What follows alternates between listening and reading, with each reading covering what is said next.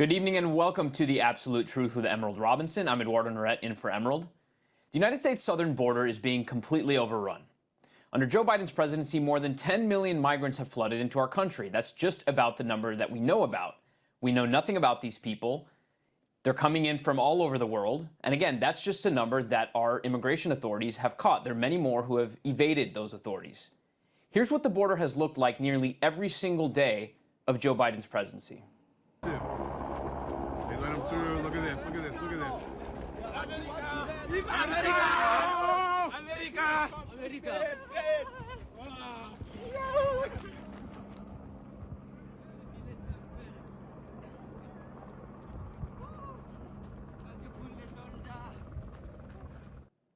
So similar to Europe, the United States is now becoming the dumping ground for the rest of the world's problems. Pick any European country and you'll notice the parallels.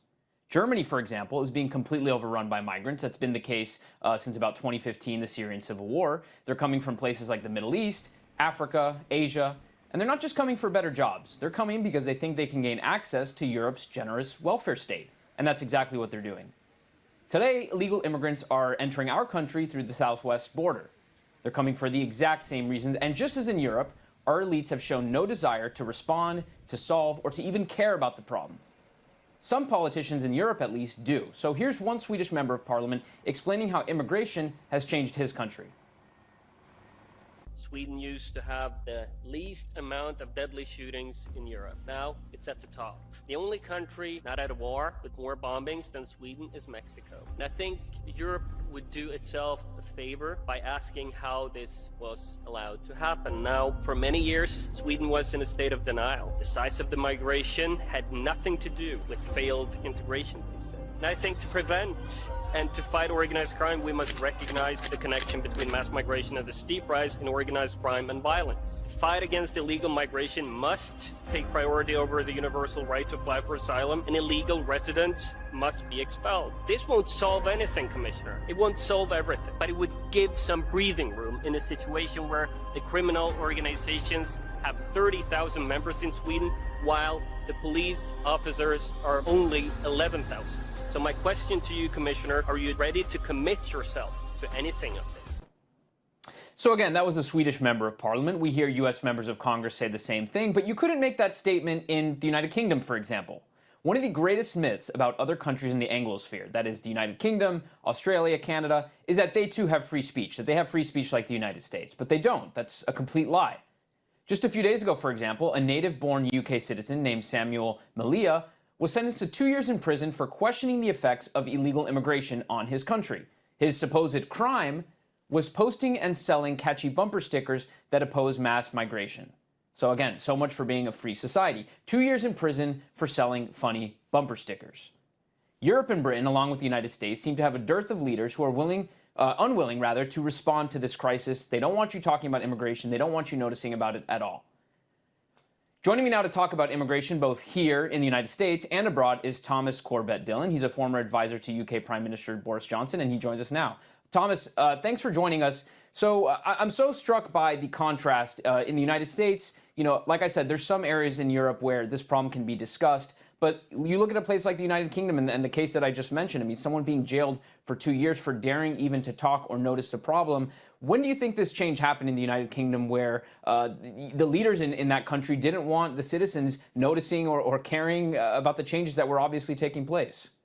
Well, it all started after Brexit because, of course, the people chose the wrong answer to the question. And ever since then, the people have been gradually more and more punished. The country has been more and more punished by these globalists around the world, because how dare we decide to leave their little club? So it's sort of all started back in then, and it's gradually been getting closer to this. And you have to remember, this is not a new story. It's just now that we have Twitter and X that we are getting this story out there. There are thousands of cases like this.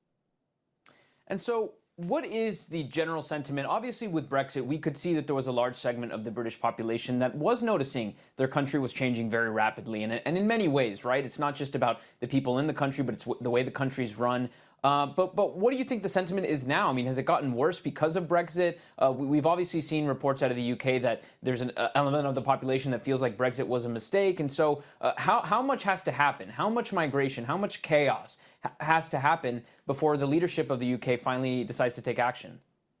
Well, what we are really seeing is that people are starting to realize that unfortunately the Conservative Party are, I wish that we had a similar word like rhino, because they are conservative in name only, because they aren't conservative at all. They don't do any of the things that the people want. And we saw that in the recent election where instead of where a left-wing candidate won, but instead of it being that a lot more people voted for them, it was just a case that everyone stopped voting for the Conservative candidate. They lost something like 30,000 voters in that election. So it's not a case that the country is becoming more left-wing. It's that the party is more left-wing, and the people are they're sick of it, really. I want you to talk about some of the distinctions between how migration affects the United Kingdom and the United States. I know you live in the United States, or at least you spend a significant amount of time there, so you can see the differences. And I would say for the most part of the United States immigration history, we mostly received immigrants from countries with a similar culture, similar religions. For most of our history, most of our immigrants were from Europe. Until recently, the last couple of decades, and even at the level that we're seeing now under Joe Biden, it hasn't been the same. I think that is somewhat true of the United Kingdom as well, though you all experienced this before us. And so, there are arguments to be made on the merit about the benefits and the negatives of multiculturalism and whatnot. And that's not necessarily the debate I want to have. But tell me about how exactly, where are the migrants coming from when they go to the United Kingdom, and how has it changed, say, society in your life, or people and relatives over there in the country? I mean, how has it directly affected their livelihoods and their neighborhoods? Yeah, well, it is interesting because, of course, you can have the argument in the United States that, these people are fleeing persecutions and such and, swimming across the river in desperation. But in England, they've gone through Italy, France, they've come through Spain, they've crossed through Germany. It's, why do they need to go? These are all safe places. Some of them are great places. Why do they need to go to England? And it is because they are economic migrants. They're looking for the benefit system. And one of the differences I've noticed, the right wing in America seem to have all agreed that the reason why this migration crisis is happening is because the Democrats are flooding more voters, right? They're going to get more Democratic voters. They're going to win the election. That's the answer. But I then say to these Republicans, well, that doesn't quite make sense, because why is Italy under a conservative leader doing exactly the same thing? Why does the UK have a conservative government and they are importing people that will not vote for them? So there has to be something more at play here. Absolutely. And again, I think at the core of this, there's nothing wrong. There's nothing shameful or wrong about a person feeling like they've woken up one day and they no longer recognize the neighborhood or the country that they grew up in. And again, we can have a debate on the merits of multiculturalism and all that. That's not even really what's at the core of this. It's that people no longer feel like their country is the same. Things are changing. I want to ask you a little bit about your time serving Boris Johnson. And so he was once viewed as this, at least in the United States, as somewhat of a Trumpian conservative figure in the country. He gets into power, he sort of goes through this change during COVID. I don't know if that was something personal he dealt with. And then he emerges from the pandemic as sort of this neoliberal. Again, he's your version of a rhino. There's no name for it, but he's conservative in name only. And he's really become sort of this neoliberal globalist politician. What was your experience working with him? And can you walk the audience through where that change happened? And is it representative of maybe a lot of leaders around the world who are sort of this populist mold before they get into power? And once they have the absolute power of heading an entire government, their allegiances seem to change a little bit. Yeah, exactly. And I think the overwhelming feeling was that it was disappointing. As you say, we thought he was going to be the British Trump. He had a lot of people on his side that wanted that. He had, passionately supported Brexit. And then what seemed to happen is that the global, whoever they are, got a hold of him and pushed him in. And as you said, it is the same. We saw it with Meloni in Italy. These people, they say all the right things and then they get elected and they do the opposite. But I think what is happening, I mean, that worked for a long time. But what is happening now is that the people are starting to realize and wake up, and they're saying, you can't, we voted for you, you have to do what we want you to do. And we're seeing that in the US with lots of politicians now stepping down, with Mitch McConnell stepping out of the way and people like that, because they're finally realizing that actually they have to, they hate the people that vote for them. They hate their voters. They don't agree with them on anything. So what they're realizing now is that they can't get away with it anymore. You need to actually be, if you want to be on the MAGA side, you need to be MAGA, or you're just going to get pushed out.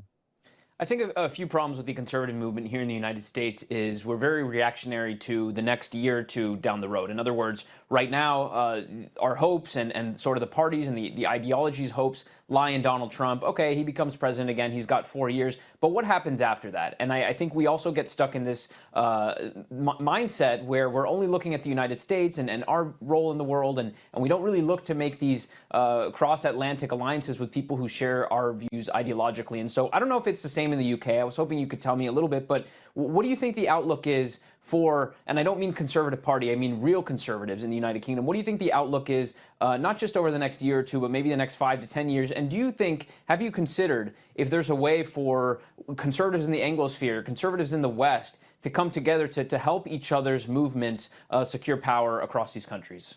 Yeah, it is. It's rising. I think one of the good things out of this is that people have finally given up on the Conservative Party, and they're likely to be pretty much eradicated at the next election, which, you know, many people think is a good thing. It's a good punishment for them. This is what happens when you don't do what the people want, which is good, because for a long time people were talking about, you know, you're trying to reform from the inside. But all of the politicians that are in the Conservative Party now are basically American Democrats. You know, they agree with all of the things that Joe Biden is doing and saying. There's not much that they disagree with him on. None of them can stand Trump. They all hate Trump. So, yeah, we do see a rising, of course, across Europe. We see a lot of parties are, you know, growing and getting together. And, you know, the right seemed to be getting itself organized finally, which has taken a bit of time. But, you know, your point about England is very important, because it has such a rich culture. And it's so divided in terms of, you know, where I'm from. If I travel half an hour, 45 minutes further north, I'm an alien to those people. They you know, we have different cultures, different beliefs, different traditions. You know, England is, and different accent, of course. England is so, you know, tiny and chopped up. But now what is happening is this sort of merging and you know, becoming a sort of vassal of America in this new globalist gray world that we're all heading into. Well, I think we have a little bit more time here, and since you finally mentioned some of those cultural changes that I mentioned at the top, I mean, here in the United States for years, we've heard of these so-called no-go zones in Europe, where call them, you know, Asian enclaves, or Middle Eastern enclaves, rather, Muslim enclaves, where again the culture, the language isn't even spoken. I mean, there would be you wouldn't even know you were in the United Kingdom, or you wouldn't even know you were in France, in these sort of communities. And the reports are, and perhaps that's maybe changed over the last few years, but the reports are for many years have been that law enforcement cannot operate in these circles. And so is there truth to that? Can you tell us, you know, being from the country, what those no-go zones are like, if they exist, and if the reportage we've gotten here in the United States is accurate? Yeah, very much so. And if anything, it's got worse over recent times. You know, many cities, Birmingham, for example, is, you know, unrecognizable. I am a minority in Birmingham. I would not be safe in many of the places. And it is a shame. It's something that, you know, has been going on for so long that I know a lot of the Republicans are talking, obviously Trump is talking about, you know, mass deportations and all of these things. Well, in the UK, these people are, you know, third, fourth generation. They've been here for so long, but they don't, you know, embrace the culture. They keep to their own. That kind of is not an option for us, really. So we're at a real problem in England. And I often talk to Americans about this, that you know, they talk about, well, it would never happen in America. We're strong and rich and all of this. And I like to remind them that, you know, England was once the richest and most powerful country in the world. And look how far we have fallen. So if you don't think an empire can fall, let me tell you, you know, have a look at England today, and you will see how far it can crumble. Trust me, it's a sad state of affairs. I have British ancestry before my American roots, and so to see a country, really any country around the world that has done good in its history and to have fallen so far. And like you say, in many ways, a lot of this is too late. I mean, in the United States, incremental things can be done to maybe put a stopgap for a period of years, I guess. But ultimately, the real radical, lasting changes have been done, and it's unfortunate. Thomas Corbett-Dillon, thank you for the update from across the pond. We really appreciate you taking the time. Thanks. Up next, chaos in the Middle East. How long before the Biden administration gets the United States even more involved than it already is? That's straight ahead.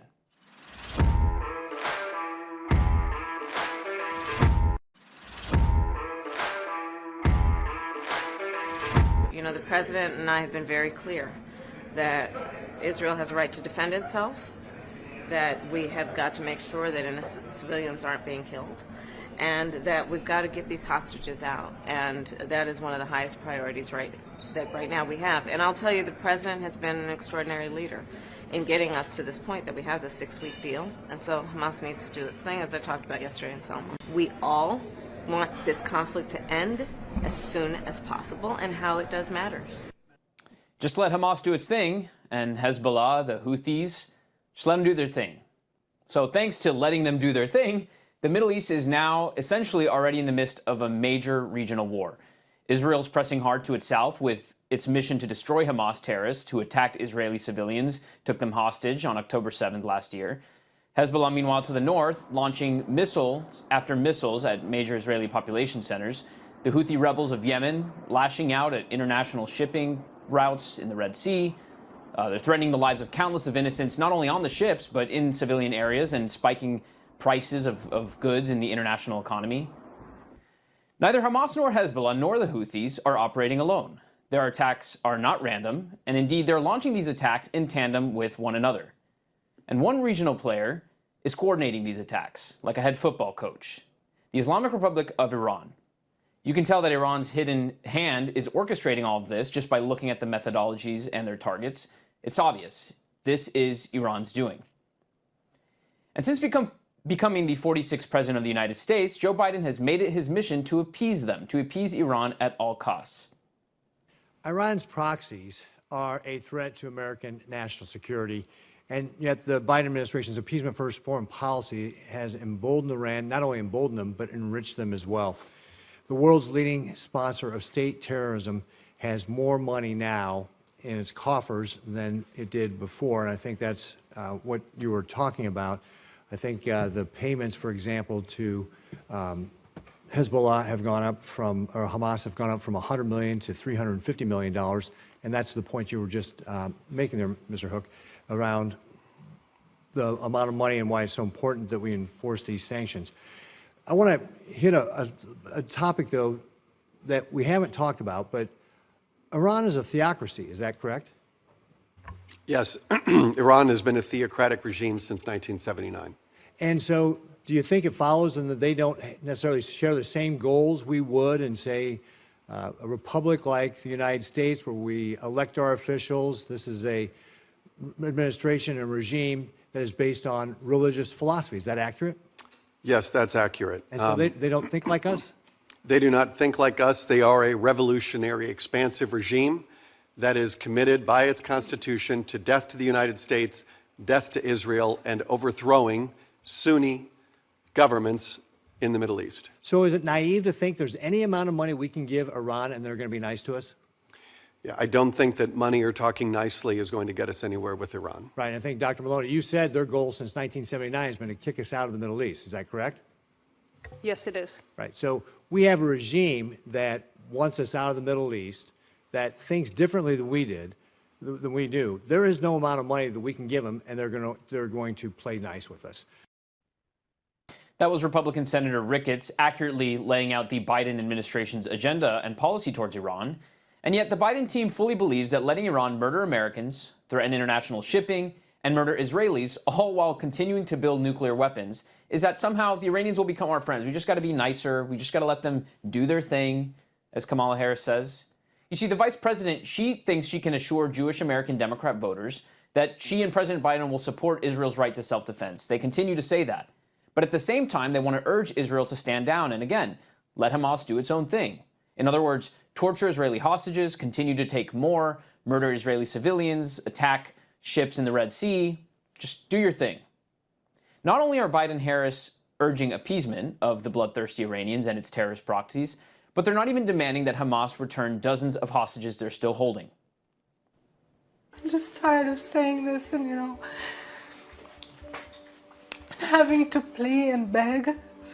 And I don't wish this upon any mother, but it could have been anyone. It could have been your child. Just do the deal. I beg you, please do it. Help me bring my baby home. I miss her.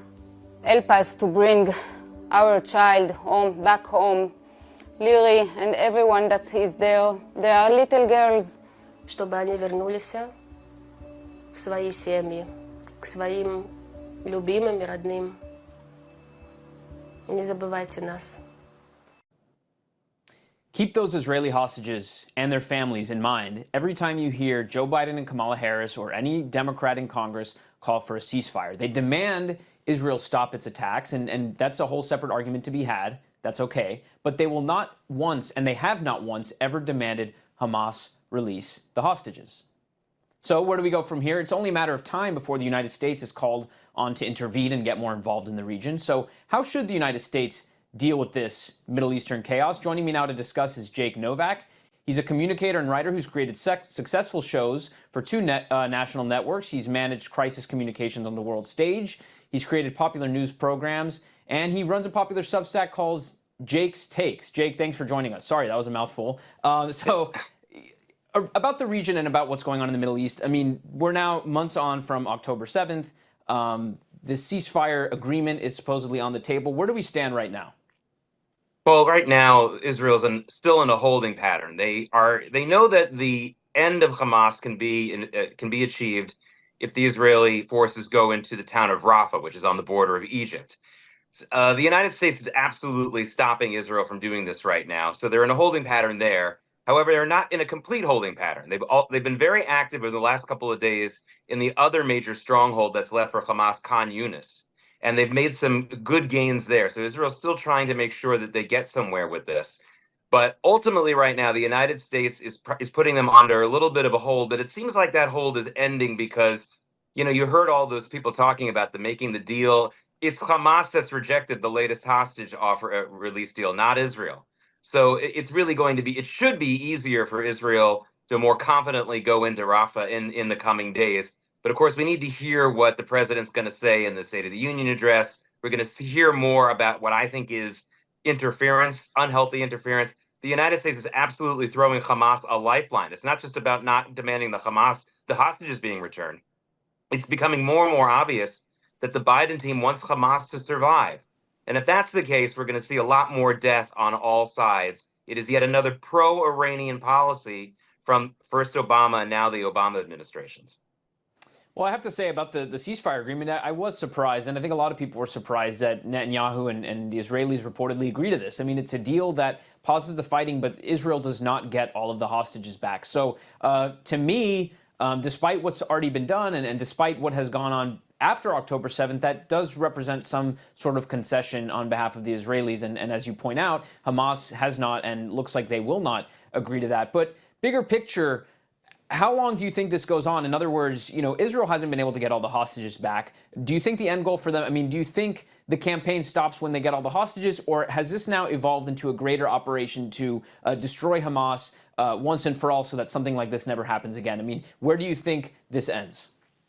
I think it was an operation to destroy Hamas in the beginning, and I've been impressed by the fact that despite the reports that there was some agreement on that deal that didn't end up going through, I've been impressed by the fact that despite the massive pressure from the Biden administration, that message has continued to be very obvious, not only in their spoken word, but in the things they're doing a little bit more quietly. But as far as whether that's going to be successful or not, a lot of that has to do, as you said at the beginning of the program, with Iran. I keep telling people, stop saying the term Iran-backed Hamas, Iran-backed Houthis, Iran-backed Hezbollah.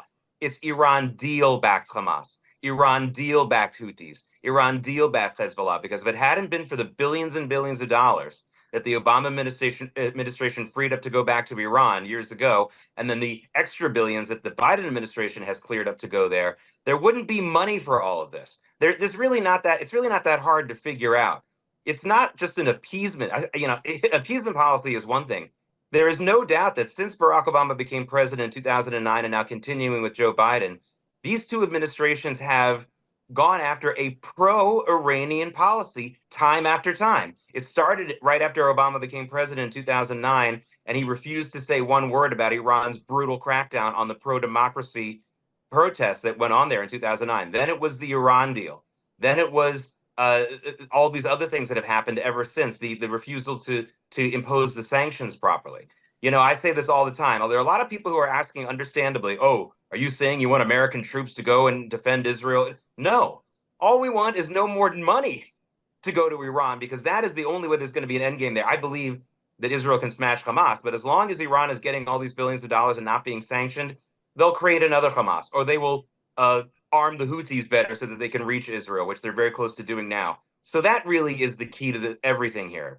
No, that's a great point, and you are the first person I've ever heard use that talking point, or rather that retort to the people who say, oh, you're asking for American troops on the ground, and I'm surprised I haven't heard more people say that, because I do think it's effective. I do think it's a request, if you will, that only someone who would support Iran would deny. In other words, no, we're not asking for this. We just want you to stop the funding. I mean, you would think that most leaders in both political parties could agree to that, and yet there are, in my view, not enough people on the pro-Israel side demanding that, and then, of course, there are not enough of our politicians who are courageous enough to take that stance. Let me ask you about a divide we're seeing, and this issue has divided Americans, maybe in ways that was not so traditionally the case in years prior with Mideast conflicts. You have, first, the generational divide. So I think this is a conflict that we're seeing play out, I guess, on TikTok and on social media, where you see younger Americans, really disturbing images, I think, in the immediate aftermath in this country after October 7th. The amount of college students and young people marching for Hamas, marching for Palestine, again, in ways that we haven't seen before. Why do you think, and maybe this was already always there, but why do you think we see this generational divide in this country, where you have a certain age group that is pro what Israel's doing, and then you have younger Americans who are very much against? How did we get here, and what is the cause of that divide? No, that's a great question. I've written about it. The knee-jerk answer that we always that we always hear, and a lot of people get a laugh out of it, and I understand where it's coming from, is that these kids are idiots. They haven't been educated properly. They don't know their history. They don't know geography. They don't know what they're dealing with. I mean, they say the same thing about, the gays for Palestine. Don't they know that if they were in Gaza, they would be killed? And we all get a laugh out of that. But actually, it's not really it doesn't really explain it all. It has a lot to do with what is really their ultimate goal. I always tell people, stop, people say to themselves, well, why are they blocking traffic, and why are they hurting innocent people in New York and DC? And don't they know that that's going to lose them in the court, lose them votes in the court of public opinion? And I keep responding to that. They're not interested in winning us over. They're not running a PR campaign. They're attacking us. So the young people who are supposedly marching for Palestine, they're not marching for anything. They're angry at the United States. They are violent. They're looking for any excuse to be destructive. So it really doesn't have to do with that. In fact, I feel that, by the way, that's also a good example of how you can explain anti-Semitism. It's not really about attacking the Jews. It's about attacking. It's about destroying the law. It's about being able to murder and rape when you want to. And they start with the Jews because they often or correctly predict that doing it to the Jews will get them the least pushback.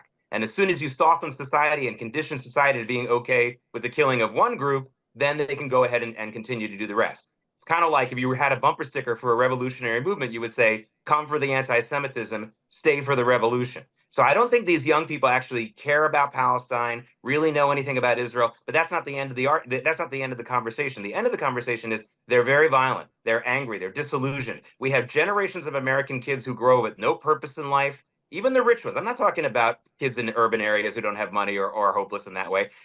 Even rich children grow up. What is the responsibility their parents put on them? Nothing. What are the responsibilities that they have? I don't want to go back to a military draft in this country, but we got to figure out some way for our children to grow up with some responsibility and the knowledge that their country needs them for something, because idle hands are going to do things like this. And that's why we have a problem with Gen Z in this country.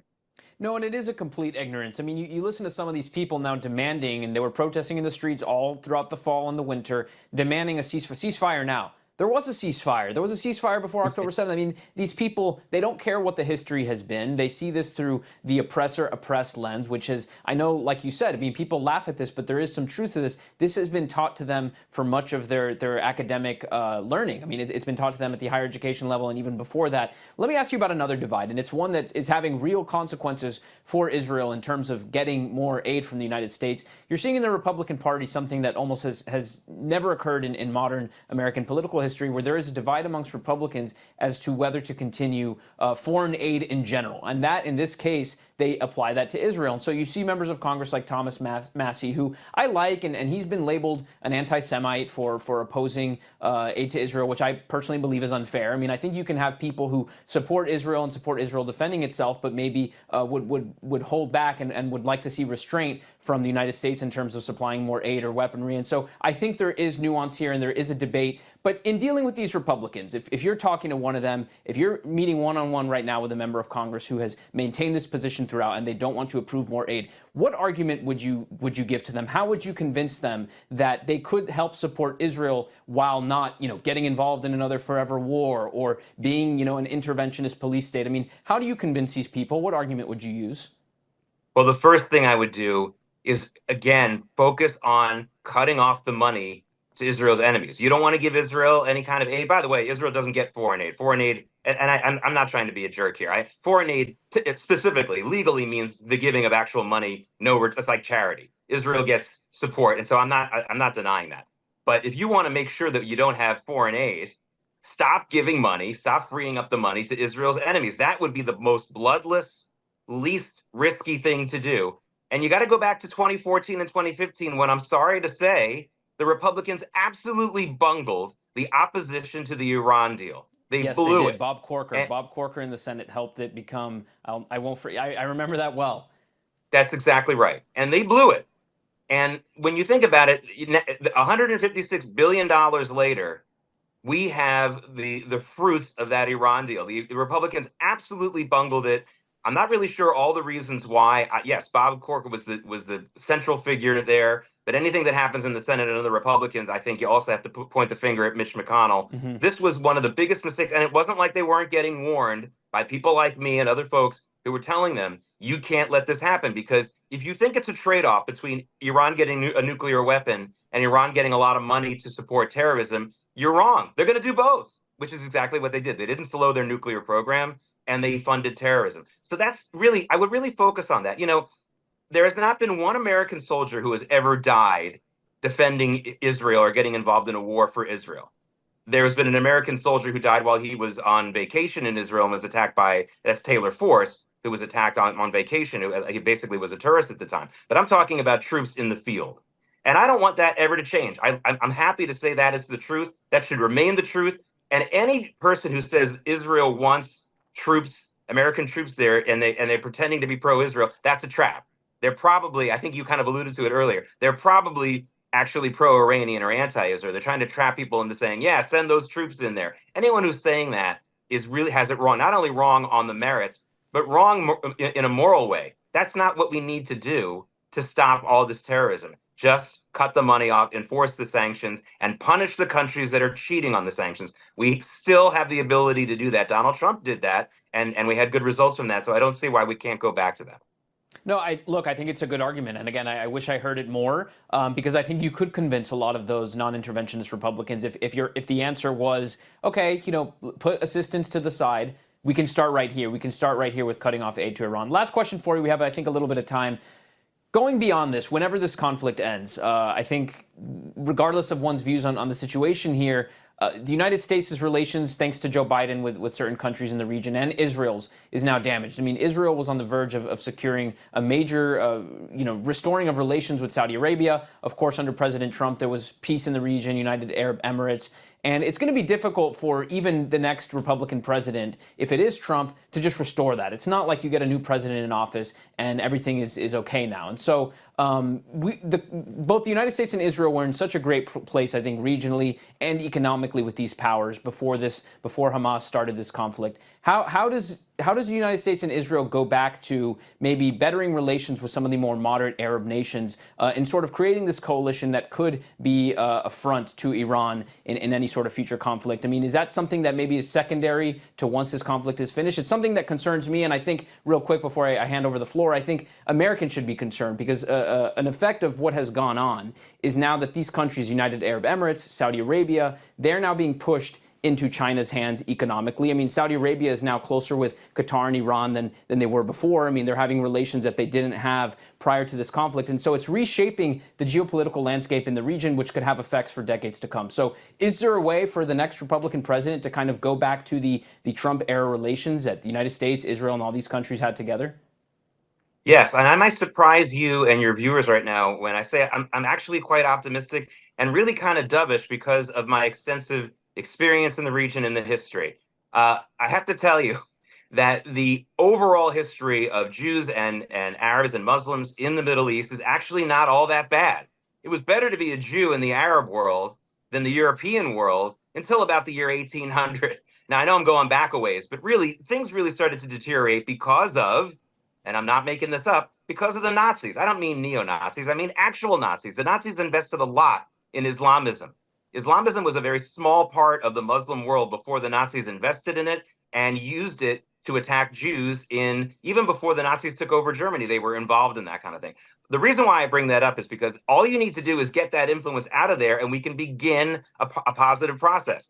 Now, you're right. Things have deteriorated because of everything that's happened. But notice a couple of things that haven't happened. You know that the price of oil is actually lower than it was on October 8th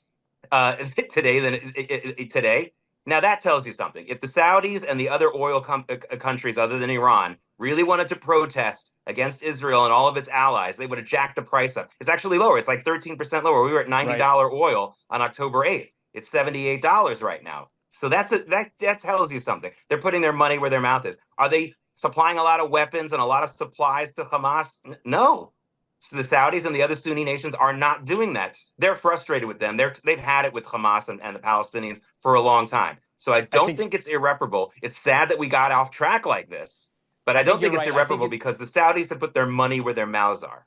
I think you're right. I think it's a lot about optics right now, maintaining certain optics to maybe sort of keep a certain face in the region. But I think you're right. I think if there was some real protests, we'd be seeing a lot worse. So here's to hoping that A, the conflict ends, and that B, we can go back to the Trump era policies and relations in the region that were better really for a lot of these freedom, pro-democracy countries. Jake Novak, really appreciate your insight. Thanks for coming on. My pleasure. Up next, the Biden administration is trying to completely erase women in the name of inclusion. More on that next.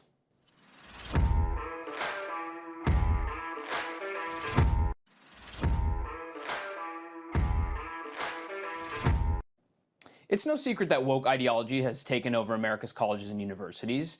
One result of the left seizing control of academia is that these un-American ideas are being pumped into our culture, with things such as DEI, which stands for diversity, equity, and inclusion. It's basically state and corporate sanctioned racism. It's judging people and treating them differently because of their skin colors.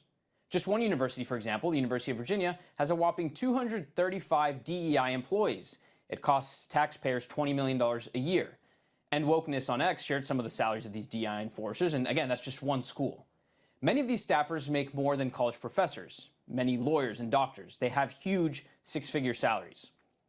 These institutions have been able to implement these radical policies because they sound nice on the surface, like who doesn't want inclusion, right? But the policies have actually become a discriminator racket. They're using it to line the pockets of radical activists, all while attacking the core principles of Western civilization, principles we hold near and dear, such as individualism, equal opportunity, and fair treatment, and most importantly, success based on merit. For example, we learned with the Supreme Court's affirmative action case last year that Harvard is giving certain students with certain skin colors preferential treatment in admissions. So for example, according to Harvard admissions data, white students in the top academic decile, in other words, the best performing students, had a 15% admissions rate to the school. Asians were even less, at 12%. Yet by contrast, black students with the same academic performance were admitted 56% of the time. Again, that's just compared to 15% of the time and 12% of the time with whites and Asians. Hispanics were at over a third of the time. And the same is true of medical school admissions. In 2018, the American Enterprise Institute used data from the Association of American Medical Colleges to examine this question. AEI found that for med school applicants with average GPAs and entrance exam scores, black students had an over 80% chance of being admitted to med school. 80%. Average scores, average GPAs. White and Asian students, meanwhile, were at less than 30%.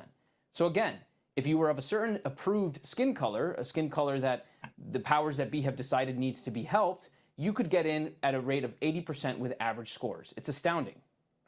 One governor of the United States, Florida Governor Ron DeSantis, he's tried to push back against this. He signed a law last year that forced universities to fire all their diversity, equity, and inclusion staff. The University of Florida just followed through with that earlier this week. Here's Governor DeSantis back in 2013 discussing the rationale for signing this into law. In reality, what this concept of DEI has been is to attempt to impose orthodoxy on the university, and not even necessarily in the classroom, but through the administrative apparatus of the university itself, and that manifests itself in a number of different ways, but this has basically been used as a veneer to impose an ideological agenda, and that is wrong. And in fact, if you look at the way this has actually been implemented across the country, DEI is better viewed as standing for discrimination, exclusion, and indoctrination, and that has no place in our public institutions. Governor DeSantis is right. It is a veneer. And yet for pointing that out, for pointing out that students, regardless of their skin color or background, should be treated equally, they should be treated based on the merit of their work and their performance, he's been branded an extremist. In the name of DEI, the left is also now erasing womanhood. They want Americans to ignore thousands of years of cultural and biological teachings to believe that there are no differences between men and women. There are no differences between the two genders. And worse, they're also pushing that with gruesome surgeries, with sex change surgeries, or even drugs, you can actually change your sex. One organization that's trying to sound the alarm about this is called SAVE. It stands for Stop Abusive and Violent Environments. The group works to assure that the federal Title IX law is applied consistently and fairly to all students, both male and female. And that's exactly how the federal government has gone about pushing these changes, through Title IX. SAVE is particularly concerned about the Biden administration potentially adding transgender identity as a protected class under the Title IX law. So again, we've already told you how the ideology is already wreaking havoc on women's sports across schools, across universities. Biological men are now pretending that they are women, and we are allowing this. The NCAA is allowing this. Colleges and universities are allowing this. We're all pretending it's normal. They want everyone to act like the guy wearing the female swimsuit or the guy playing basketball amongst the girls and is dominating them. They want us to act like that's normal and that it's not a problem and it's not a threat to women. And so they're competing against these women and they're beating them. Again, all in the name of transgender inclusion, transgender equity. And so as a result, when you have all these things, transgender inclusion thus becomes female exclusion. It's all part of the transformation of America, the trans redefinition of America, the redefinition of gender. So joining us now to discuss more of this is the founder of SAVE. He's got a career with academic experience from Johns Hopkins. He's a former federal regulator at the Department of Health and Human Services, Dr. Edward Bartlett. Doctor, thanks so much for coming on. Hey, great to see you, Eduardo. I want to ask you, and I want to read the statistics so I don't get this wrong.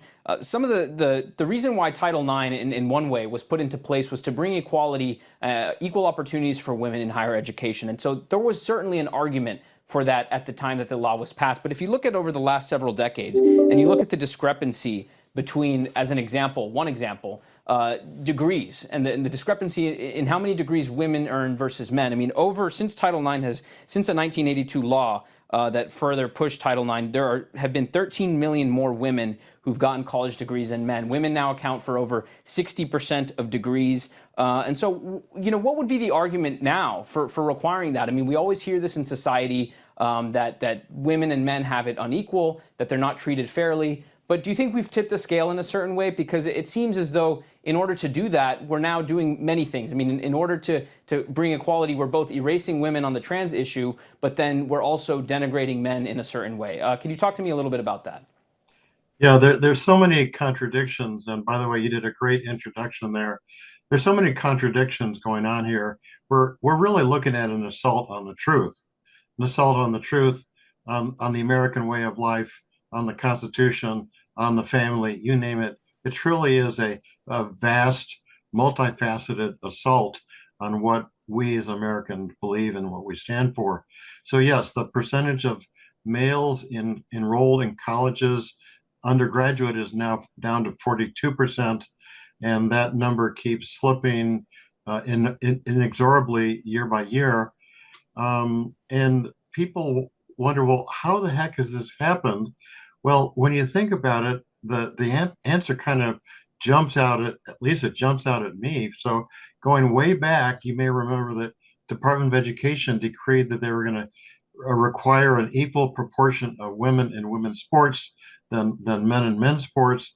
Of course, as a result, a lot of male sports teams were phased out. Then in 2011, there was this Dear Colleague letter under the Obama administration that essentially stereotyped men as sexual predators.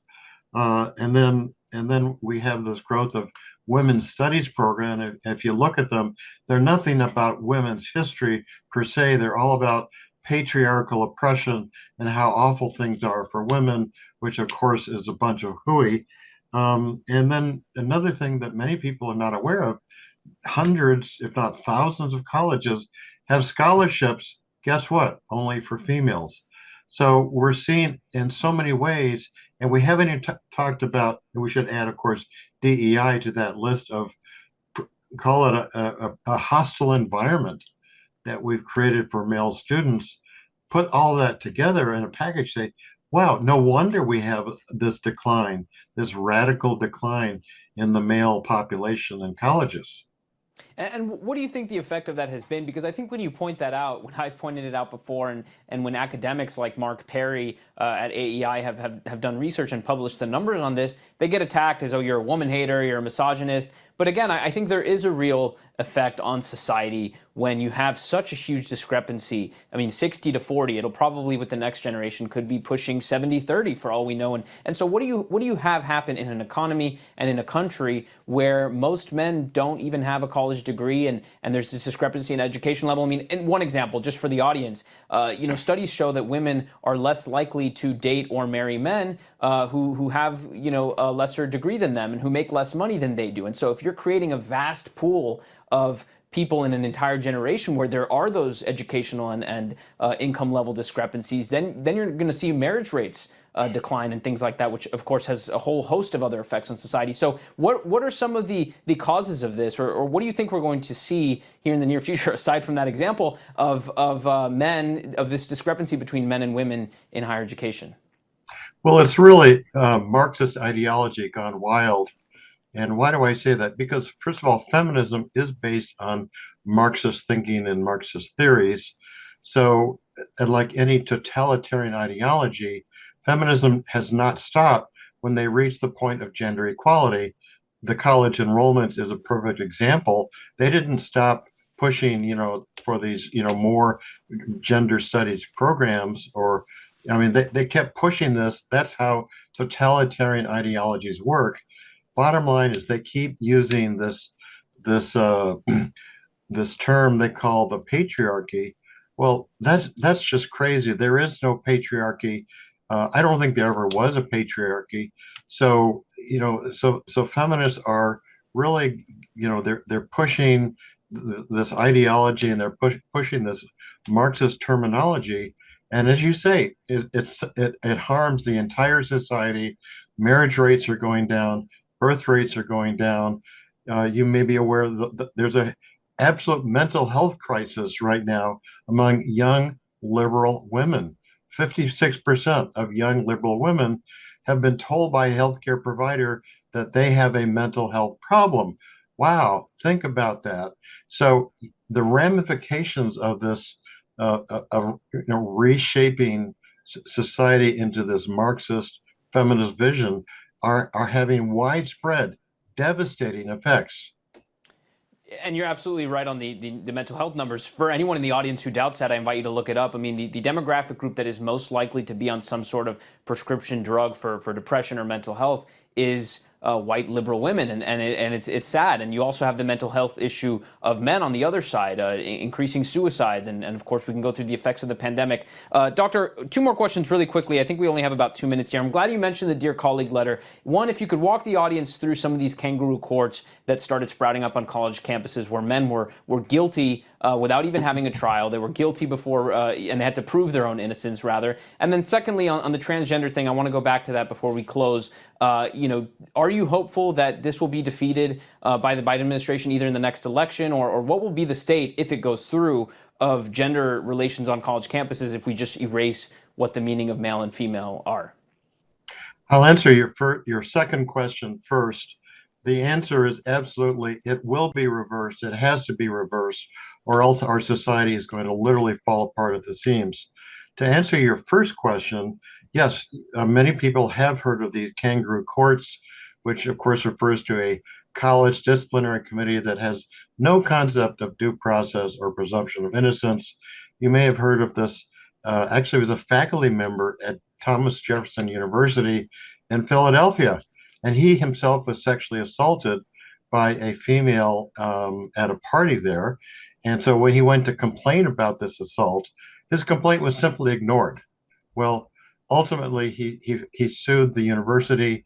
Ultimately, and this was last December, a jury awarded a historic $15 million jury award against Thomas and Jefferson University for failing to recognize, to ignoring the fact that he had complained about this sexual assault. In other words, and sorry, doctor, I got to cut you off for running out of time. In other words, because he was a man. And so that's the state of college campuses, where men and women are treated differently based on their claims and their allegations, and men are demonized. Dr. Edward Bartlett, founder of SAVE, thanks so much for joining us. Sorry we ran out of time. My pleasure. And that's about it for us tonight on The Absolute Truth. Thank you so much for joining us. We'll catch you here tomorrow.